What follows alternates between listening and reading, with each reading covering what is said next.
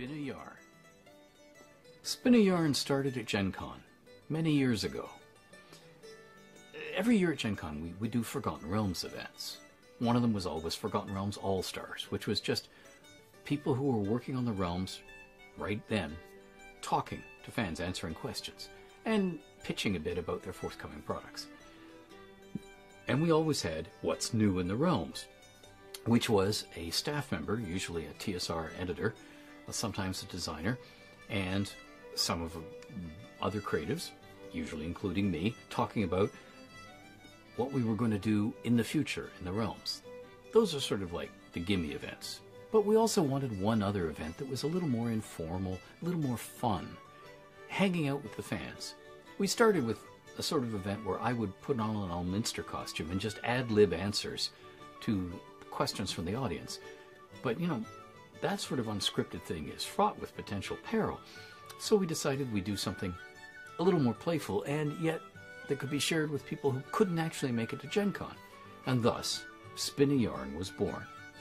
Now, Spin a Yarn, I think Jeff Grubb came up with the name, I know I didn't, was people in the audience, with the help of a long-suffering TSR or later Wizards of the Coast scribe, who would sort of MC and furiously write down or type down into a computer all the fan suggestions, would sort of referee contributions from the audience, and eventually I would write a story involving those contributions.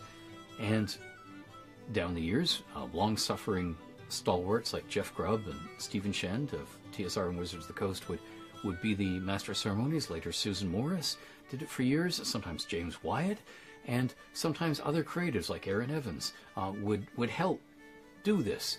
And every year we would publish the story on the Wizards of the Coast website. And every year it would contain every fan suggestion, which meant some of the stories were very long.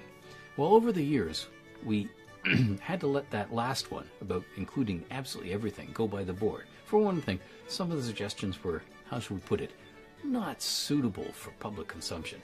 And some of the other things were, we didn't want to have real-world people or real-world brands of potato chips or shoes or something like that mentioned in the story. It was both a potential, legal problems, and also it sort of jars you right out of the Forgotten Realms and into our modern world.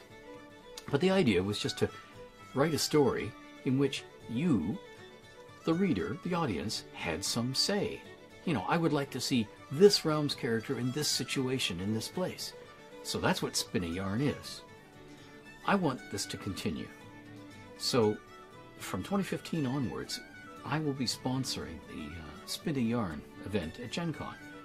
And I hope as many of you as can, fit it into your schedules and cram into the room, come on by and contribute a place, an item, a character, or a situation that we can put into a story. Now, the actual details of the event haven't been finalized yet, so please either subscribe or come by often to see, because we'll put those details up as we get closer to Gen Con and know more about it.